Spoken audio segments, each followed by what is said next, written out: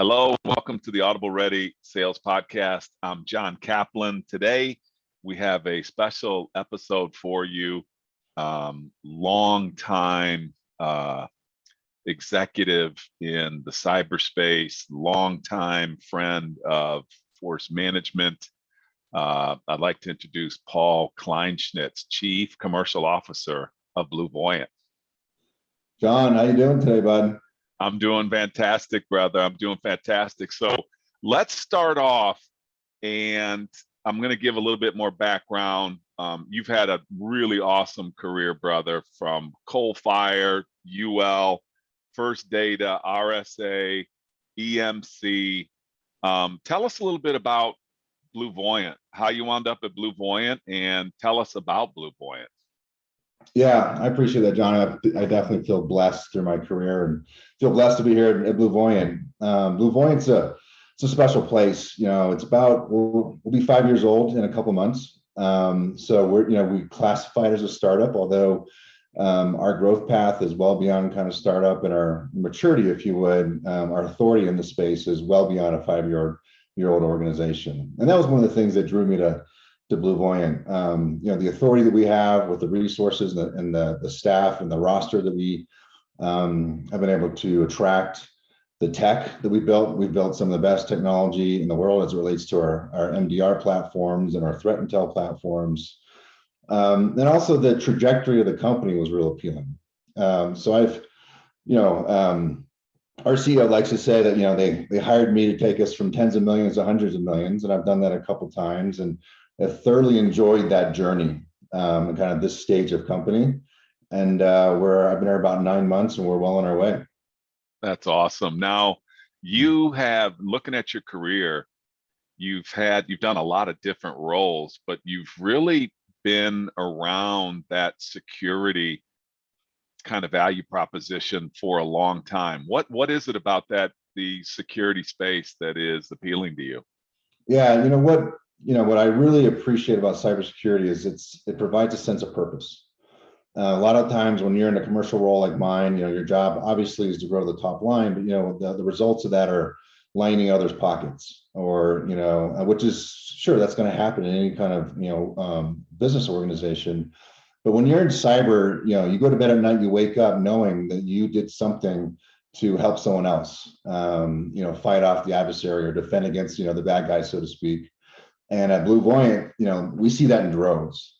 The insights we have into the adversarial components, the defenses we have to bring forth, it gives us a sense that we're not just revenue producers, we're not just salespeople, we're not just marketing people, we're not just servicing clients. Like we see it as our responsibility to bring our wares to market to help defend our clients and partners. Yeah, I like the way that you described that. So PK, oh, sorry, I forgot to also, your nickname is PK, and it's probably, I'll refer to, if that's okay for you, I just call PK, but we'll let the listeners know that I'm not being rude to you. That's what you prefer. Yeah, at this point, I think my wife and kids only want to know me as Paul, so it's all good. All right, so PK, I get a lot of conversations from a lot of sellers out there that will ask me, hey, what are some of the hot spaces to be in? And obviously one of the topics that I always talk about is anything having to do with security. It just seems like you can't pick up a publication or read a publication or be aware of something happening every day, especially right now with the way the world is with some world events. You got any advice for people out there on, is security still a hot space? How long do you think it'll be a hot space? And why do you think it's so relevant right now? It's a question I've been getting for, the 15 years I've been in this space. It's like, is this a wave? Is this, Yeah. Is this like the internet? Is this going to come and go? Yeah. And the harsh reality is no, because there's always going to be threats. Those threats are human beings, and human beings are really good at adapting. And the motivations for the adversaries is very appealing. It's a lucrative business. So when you kind of take those ingredients and mix them together, there's always going to be, unfortunately, a battle to be fought. and that battle is going to change on a daily basis. And therefore, those of us who are, in the business of defending against those threats are always going to have, our value is always going to be there, and the need for us to evolve with the threats is always going to be there. So it's not something that I see going away. The current world events, I think, is putting a spotlight right on the need, and it's also creating a lot more, unfortunately, capacity on the other side. Yeah. So short answer is John, it's a great career to be in. A, because there's purpose, and B, because it changes, and C, it's here to stay, because we're going to have to defend those who need defending. Yeah, I kind of describe it, like you said, you've had that conversation for 15 years. I kind of describe it as a job or a career for life. It's hot now. It's probably always going to be hot. And along those lines, I just want to, are you guys hiring right now? I want to be able to let you have a plug for, I'm assuming you're growing fast, and what's that look like for you all? Yeah, so we've doubled our business every year for the last 4 years. Our plan is to do the same this year. We're actually hiring on average a person a day.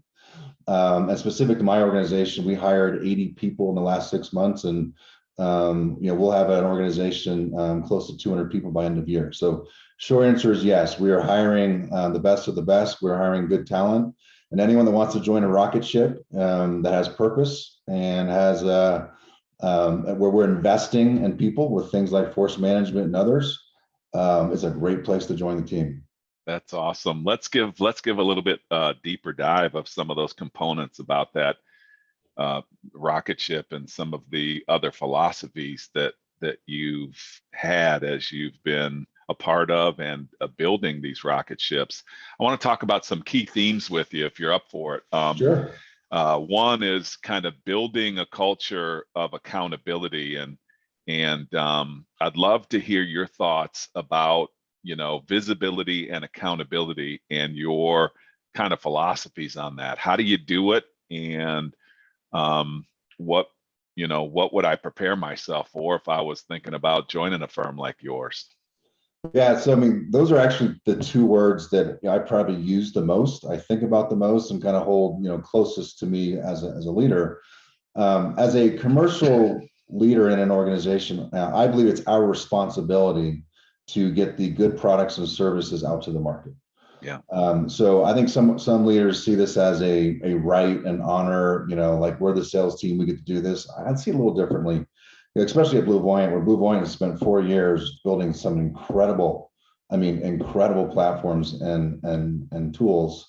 It is our responsibility as a commercial organization to get those out into the market, to get those to where those who need them. So along with that comes the transparency of what we're doing, the transparency of what our commitments are to the business, and then providing the visibility into that, as we go through a month or quarter or whatnot, and then accountability to our commitments. Right. So a sales organization, let's face it, it's a cost. All right. And when it operates, it's, the ROI is obvious. When it's not, it isn't. And therefore, we need to be as transparent and accountable to our commitments to our stakeholders, whether it be our executives or product owners, investors, board members, as we possibly can. So it's core to everything that I do as a leader, start to finish. And everything that since I've known you in your career, I mean, I think we probably became aware of each other back in the RSA days. Yeah. And then as you progressed and through Coalfire and now BlueVoyant, you've always had this culture of accountability to your sales leadership team to help sellers succeed, and not just the sales leadership team, but you kind of drive the entire organization as the responsibility to, provide an environment for salespeople to succeed. Give us a little bit more definition around that. Yeah. So the first thing is I define sales with a lowercase s. Yeah. So a lot of times you'll come in and be like, well, sales this, sales that. It's like, well, let's define what sales is, right? Are you touching a client? Are you influencing a client? Are you adding value? Well, you're in sales. So let's talk about your role as part of the sales process versus the uppercase salespeople who got quotas. So I look at things as broader and more of a commercial fashion and say, what are what are the roles necessary in order for us to delight our clients and solve their problems, which then that yields a sale as a team versus individuals. So whether it be BlueVoyant or before, I look at the total commercial organization from product to all the way through to legal and customer success and say, where and how are we touching the client? And what part of that process are we selling to? And do we know our role, right? Do we know what our role is going into a meeting or going into an RFP? And a lot of times I'll tell the sales person, so the person carrying the quota, you're the caddy. And they kind of look at me like, wait a second, no, boss, like I'm the guy, or I'm the woman. I'm like, well, you're the caddy. Let me explain what that means. Is it's your job to scope the course. It's your job to set the tee time. It's your job to carry the bag. And when it comes time to perform, it's your job to get out of the way and let the SMEs do their job, because that's where clients want to talk to. So it's really about role definition, being comfortable with your role, being clear about your role, and knowing how that role really contributes to the broader team. I like that a lot. I've not heard it quite defined that way as the caddy before, but that makes a ton of sense. We're all experiencing, for a lot of different reasons, the world out there has just created this massive shortage and war on talent. What are you finding from a recruitment process? Mm-hmm. Things like the way that you differentiate yourself and the advice that you give your sales leaders. How are you competing for that war on talent today? And you can just think about our listeners that are listening and say, man, we're all recruiting, and it's really, really difficult to find that right, to find that right fit. Just not a lot of unemployed people in this space. So what advice do you have for the listeners out there on that? Anything you do differently from a war on talent? Yeah. So, the first thing is, and you mentioned it earlier, it's culture, right? So from day one, it's, defining the culture and fighting for that culture. And it being a culture of what I refer to as, extreme respectful competitiveness, right? I want my reps competing with each other. I want our marketing teams competing, but in a respectful way, right? In a way that we're having fun. And you better believe we're going to be competing with our competition, right? We're going to be winning, right? So it's a competitive culture, it's a winning culture. But I think, and those are kind of obvious answers, John. Coming from someone like maybe the not obvious is a culture of growth and investment. So as we're investing heavily in enablement at BlueVoyant, and that was something that I hadn't in place before I even accepted the job or before I stepped into the job. And we're going through a very prescriptive plan to where we're creating nomenclature across the organization. I mean the organization, product through legal, right? All the way through. We're investing heavily into the rep themselves. We're investing heavily into the marketer, into the client success individual, and we're doing this over an 18-month, 24-month period. And it's not a one and done, right? We're investing in a culture of enablement and growth. And I had an interview today with an individual from Poland, and he said, he asked me the same question, John, is interesting. And I said, we grow. And I said, I'm going to make you more marketable in 6 months than you would have been otherwise. And I'm not worried about losing that individual, because we're investing in them, and they're going to have a culture of growth. So it's twofold. It's a culture that's competitive and is winning. And secondly, it's a culture of growth of the individual and the team. I love that. One of the things that you mentioned it, and I think that I was involved with you in those initial conversations at BlueVoyant, and you gave us a call and you said, hey man, I want to really make a great decision here, and I also want to add maximum value to the company. And I really love how you did that. Like it was like really, really early days for you at BlueVoyant, and your value to that company was to help build an alignment around knowledge, skills, and therefore creating a character of an organization. People have heard me talk about that before, but the knowledge that's required, the skills that are required, and getting the entire company around it. And you actually did it prior to, that was really kind of your mantra prior to joining. And then you got us involved really early in those conversations.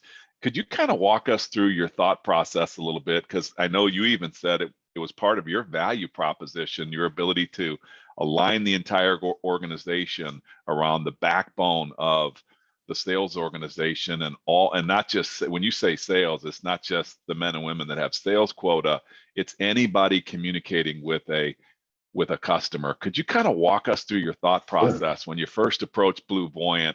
And a lot of people would say, well, so what are you going to go spend a bunch of money with, sales training companies like Force Management or whatever? It wasn't really about that for you. Walk us through kind of your thought process when you approached them and how you made it your value proposition for them. Yeah, so I mean, it's probably important to know. I think you mentioned it briefly earlier. I've had a relationship, with you guys for 15 plus years. I went through it as a rep. Yeah, I went through Force Management as a leader or a manager, and then I've now, deployed it as an owner, so to speak, a couple times. So for me, it's a proven method. It's a proven methodology, right? I've seen it in its tried and true, to the point where it was non-negotiable in terms of enabling a culture of growth and in an organization like this. So, and you're right, I did not approach this like training. I think that's, if someone asked me, like, what's a lesson learned? Like, don't ever approach something like this as if it's a sales training, right? What it really is a commercial transformation.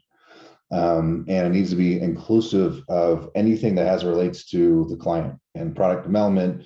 I jokingly say product to legal because people kind of get what's in between, right? Yeah. But the point being is it has to be an inclusive program that has the buy-in from the top down, and that is, for me, is fundamental, right? So we started with MedPick and Command the Message, and for me that was, very simply, let's get everyone, in a common vernacular. Like let's get a singular playbook, and what that does is, whether people realize it or not, they're connecting.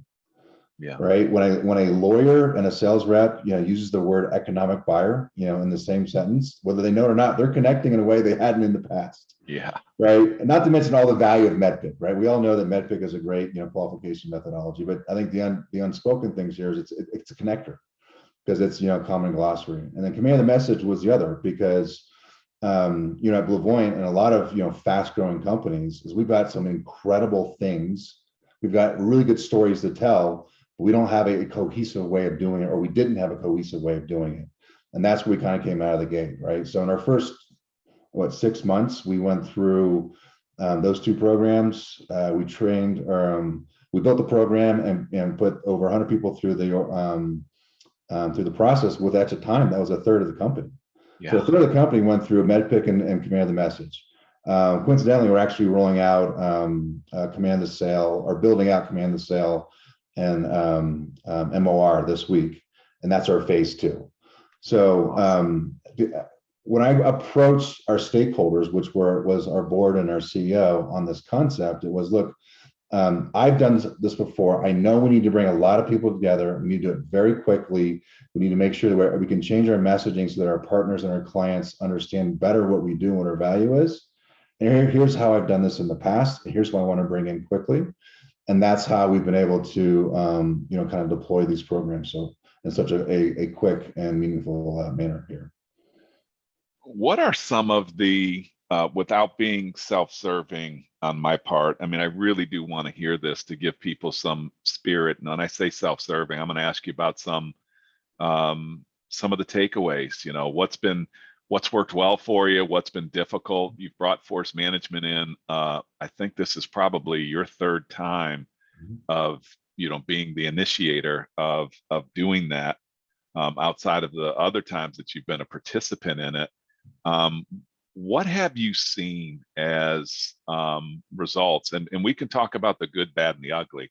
Sure. What do you like most about what you've been able to do? And then what advice would you give about the hard stuff? Yeah, so I mean, there's the intangibles, the stuff that's hard to measure, which is, solidifying a culture, or and building a culture that's strong and collaborative and team oriented. I mean, those are things that are hard to quantify, but are absolutely results of going through a process like this. 6 to 9 months in here, I see it every week. Some of the more direct proof points, which is what I think you're driving at, is previously, we saw an organization that had one, or a single $1 million account, and over a 4-year period, grow that to over $20 million accounts. We saw our average sales price triple. We saw our average account size triple. And we saw our rep ramp decrease by 20-25%. And that's where we were focused. And here at BlueVoyant, we're seeing similar things, but we're focused on acquiring new clients and cross-sell. And early indications suggest that our ASP has gone up significantly in the last 2 quarters, as well as our pipeline production. Our pipeline production going into this current quarter, Q2, is the strongest we've ever seen it. And the percentage of which it's in proposal, I think it's triple what we've seen in the past. So the results are there, but those are lagging indicators, right? Yeah. Those are lagging indicators, in my opinion, of a strong team, of a collaborative team, of a team that knows what the mission is, what the message is, and how to approach the client. When you get those things right, the numbers show up on the board. Yeah, I totally agree with you on that. Do you have any advice on for people that are thinking about implementing something like what we do? Doesn't have to be with us, but something like what we do. Do you have any advice to tell people to say, hey, you better put your A thought process in place? And you alluded it to a little bit earlier when you said, I don't think of any of this as training. What other advice around those lines would you, if somebody called you and said, hey man, what do I really need to look out for in order to I want to get those results? Well, what are some things I have to really contemplate that I might not be contemplating? Yeah, so I think the first thing is you got to focus on the long game, right? This is absolutely, if you want sales training, like go find, something else, quite frankly, go find, solution selling or something like that, which is all great. And that's training, right? If you're focused on driving growth results, you're focused on building a culture and a team, then you got to be looking at this no shortage, closer, if you would, than 24 months. And that way it forces you to look at this as a program that forces you to figure out how you're going to reinforce this. And you have to, repetition is absolutely critical. You have to put it to practice. So, as an example here, the week after we trained the team on MEDPIC, our forecast calls started with MEDPIC. Yeah. And we went to daily forecast calls for the entire company. And as I always do, I got pushback on, geez, PK, that's a really expensive call. I'm like, well, you know what? It's a really expensive call not to have, because this is where we're training. This is where we're putting these things to practice. And this is where we're going to be executing against the things that we've learned. So first and foremost, John, it's a program, and it's a long-term, and it's something you got to build into the culture, and you can't compromise on it, right? Once you start it, you don't stop it. Secondly is expand the scope of what within the organization of who you think should be involved. It's really easy to be like, okay, if you're carrying a quota, it's required. Well, of course, but who else should be involved? Who else is going to contribute to or learn from this program? It's obviously marketing, client success, but I encourage our product teams to join. I encourage our legal teams to join, our finance teams, because you build, whether they want to admit it or not, everyone wants to be involved. Everyone wants to participate in growth and learning and where the team's going. Not to mention, the fruits are obvious, right? People understand what you're doing. They're bought into the program. They've got emotional connection to it, and they're seeing the results as you're going through it. I guess some warnings or kind of the other side of this. It's hard, and this doesn't happen in a week or a month or even a quarter. And you're going to get people are going to come and question the investment. People are going to come and question the results, and people are going to question the method. And you got to hold the line and have the confidence that it's going to pay off as you're doing things that are as unpopular as weekly pipeline calls, with the entire organization on, learning from each other and challenging each other. And then lastly, I would say, embrace it and have fun with it. Like you're gonna I get to the point where I feel like, I'm a broken record, or I'm, the one drinking the Kool-Aid. I think that's the point where that your team's listening, right? If they see you, leading from the front and truly embracing it and living it, that's when they take it seriously. Yeah, I want to just I want to give you some props on that, and then also just for our listeners of others that are thinking about an initiative like the stuff that PK is talking about. PK, what I love about your program is that you lead from the front, and the best advice that I could take away from what you're saying is you have to own this. You can't delegate it. Although you have a wonderful sales development organization and you've had wonderful sales development organizations, you've partnered with those people to deliver outstanding programs and outstanding transferred knowledge and skills, but you've always led from the front. And just how in my opinion, what I've seen from your success is that when they know you're doing it, when they know you own it, it's different than if sales development owns it, or if marketing owns it, or what have you. Could you give us your opinion on that? And by the way, of all the things that you have to do, and you got to own, when we're telling sales leaders like you, chief commercial officers, that you have to own another thing, that's not trivial. Like, owning this is not trivial. Could you speak to it? No, it's not trivial, and it requires conviction, and I think it requires conviction on the results. It's funny you mentioned that, because this is the week we're building out our phase 2 command the sale, and it's what you guys call white collar prison, and we're locked in a room for 3 days, and I'm letting her going, is this the best use of my time? Like, I'm being honest with myself and my stakeholders, and I remind myself, yes, because I'm building an incredible foundation that so many can scale from. Right? There's one of me, and there's a half a dozen of my leaders, but we got to scale well beyond that, and this is one of the tools for us to do it. And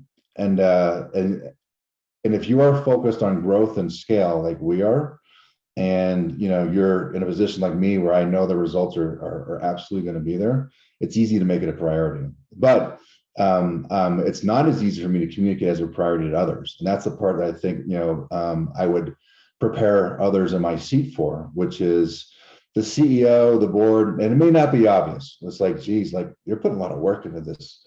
Like, I know we need sales enablement, bud, but like, this is a lot of your personal work. And you just got to remind them that in a quarter or two, when the numbers start showing up, it was a direct result of some of the investment here.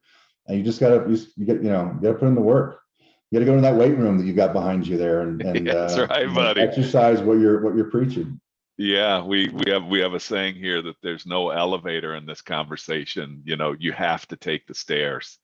You have to lead from the front. You have to own it.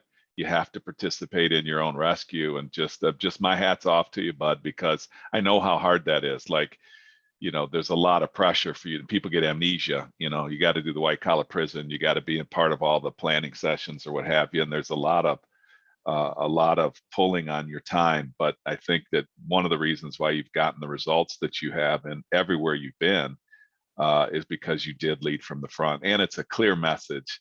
You're not asking people to do anything that you're not willing to do yourself.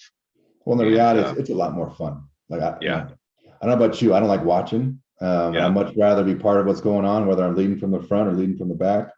I want to be in the game with the squad. One of the things I want to get a chance to speak to you about, one of the things I have a lot of respect about your career path, you are, and I'm going to ask you about it, but what I think I remember is not only do you have an athletic background, we'll talk about that separately, you have a technical background, and then you also have a sales background. Where did those two, how did it start? Where did it intersect? And if you could speak to people that are, that maybe are more technical in nature, people that are on the technical side of things and, thinking about being more customer facing, what have you. Walk us through how that manifested itself, or you started out technical and you are now, chief commercial officer and have been leading sales organizations for a long time. Walk us through that. Yeah, it's at least I find my family finds it a bit of a comical story. And it's another relevant topic here in the Kleinschnitz household, because I've got an 18-year-old going off to college, and we're having this conversation because he wants to take PE as a general ed or something. And my point is, but he's intimidated. He's like, Dad, I'm not that guy with the hoodie and the tattoos that are like hacking into people's organization. I'm like that's not exactly that's not all it is. So Yeah. there is this sense of wow, the technical side of what I do or we do is really daunting. But the competitive commercial side of it's really appealing. Like, how do you get into it? I stumbled into it, I'll be honest, right? So I was blessed to kind of stumble into this. And I've always had, one foot in kind of two very different worlds. When I was in college, I was on the basketball team. I was lucky to get my big butt off the bench every once in a while, but I learned my role within that team, which was to make those around me better. But I was also, the only individual on the team going after a computer science degree. Thankfully, I had a dad who pushed me and said, look, I don't care how good you think you are, son, you're not making it past this level, so you better get smart. Yeah. And so I got a computer science degree, and in college, I was on the team, but I was also on the what we called the Beta Iota Tau Science Club. Yeah. So I learned very quickly how to interface with very, very different people and how to bridge that gap. And by the way, I didn't know at the time. I was just doing what was in front of me. My first job out of school, and the CEO of Coalfire loves to laugh at me about this. I was, a webmaster, right? I was writing code. Yeah.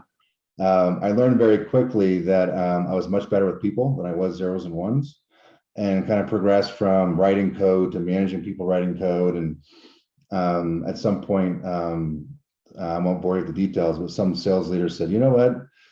You work a room really well. Like, you're going to come work for me and we're going to give you a quota. I'm like, no, I'm not. And they're like, well, give it a try. I'd grown up in an engineering household listening to my dad complain at dinner every night about him making the sales guys all the money. Yeah. So, it flipped. I'm like, I'm not going to be the guy complaining about making others money. I'm going to do both. So to answer your question, I've been blessed to have, one foot in both areas and be good enough in either to bridge the gap. Because in what we do, you've got to bridge the gap between business results and, technical results. And that's really where, a company like BlueVoyant, or those that we're building up in terms of sales at BlueVoyant, shine, is where you can sit in the middle and broker that technical and that business dialogue to say, here's your business, we've identified what your business metrics are. We know what they are here. Here's what it's going to take technically to meet those. And let's talk about how we partner, to do it together. So hopefully I answered your question. That's how I've gotten into sales. It was a different way. And I've made a decision years ago that I'm going to, I will be in a commercial side of the business. I always want to be a revenue generator, and I'm going to be in cyber, until I retire. I love that. And something you said just really highly resonates for me, whether you go through command of the message, whether you've done it or not, or you're thinking about it. One of the things I love about it is it forces you to really contemplate the intersection where the technical requirements support business outcomes. And I believe whether you lean technical or whether you lean business, the most elite sellers on the planet that I've seen, just like you described, they have one foot firmly planted in both the technical arena and the business arena. And I think that's just really, really good advice for people listening. And even if you lean more business, like I did when I started to get into software, I leaned more on business acumen, and I wasn't an engineer. I was selling engineering solutions, and I wasn't an engineer. But it was the ability to bring those two worlds together, I think, is the really crux move for success. So well done on that. Appreciate it. Brother, hey, listen, I want to wrap up with a couple of a few rapid fire questions to you. And they are really just kind of fun topics to get to know a little bit more about you, and they're some of the things you might not actually be asked a lot. But what's the best piece of advice that you've received that you don't commonly hear? Well, that's a good one. So I'll answer that question with a quick story, and I'll make it quick, I promise. Yeah. So I was just came off a really nice, call it, career defining win, and decided that I was going to, walk myself into the president of the organization's office and essentially demand a raise. You know how the story, you can tell how the story ends, right? I'm waiting. Yeah, go ahead. So I got myself geared up. I jumped on a plane, flew into Boston, and I mean, this was coming off a really substantial, a nice move for the company, and I got myself all fired up. And I walked in, and I basically said, here's what we've done, here's what I've done, here's my value to the company. Like, let's talk about my raise.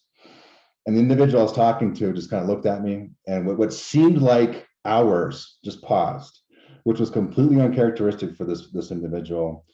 And he looks back up and he says, PK, it's a good thing I like you, because anyone else, I would have walked out of this room 30 seconds ago. So let me give you some advice. And he looked at me, he said, don't look for your next move. Don't look for advancement. The opportunity finds those who overachieve in the role they're in. I will never forget that. And I tell anyone that I'm, coaching, mentoring, interviewing, whatever, especially in this day and age, it's like, don't go looking for it. Like, the role you're in, crush it, like overachieve it, make it so obvious of your value, and the opportunities will find you. And since that day, that advice has held true for the last 10 plus years. That's such good advice. It's similar to if somebody were to ask me that. I think some of the best advice I ever got similar to that was, if you want the next job, act like you already have it. Yeah.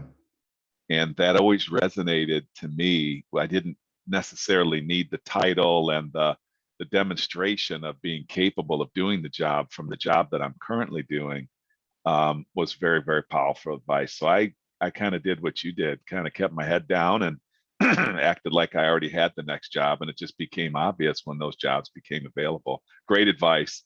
So therefore, it leads to kind of like how would you describe your leadership style? First of all, I cringe when someone calls me the boss or the manager or whatever, because I see myself as a coach. I love coaching. I plan on, when I retire, at least from corporate life, I'm going to go back to coaching and be a high school coach. And I see my job right now is just coaching. Like, I just want to see people grow. I want to see organizations grow. I want to see teams grow. And if I'm doing my job in that manner, that means I'm on the floor, right? I'm not in the stands. I'm not in the box. I'm coaching them, and I'm growing the individuals as well as the team. I love that. And then the last one is the worst mistake you've ever made on the job.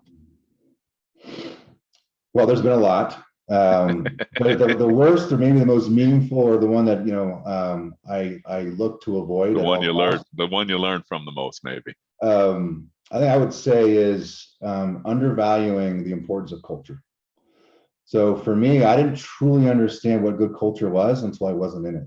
And I'll just kind of leave it at that. But once I learned that, I make sure that whatever culture I'm a part of, responsible for, is pure, is integral, is fun, is a place where people, I measure this off the individual's partners, right? If an individual's wife or husband or boyfriend or whatever, if they like the job that they're in or the culture they're in, you've won. Yeah. Because they get the unfiltered view of those on your team. And to me, it's culture. And I underestimated that, at one point in my career, and I won't do that again. It's so funny that you say that. I remember presidents clubs and other meetings or events that we had with spouses, significant others. I would always go out of my way to speak to the significant others, and the way that I was received, I realized was exactly what was going on in the private time or the private moments. And sometimes I was really pleased with the way that I was received.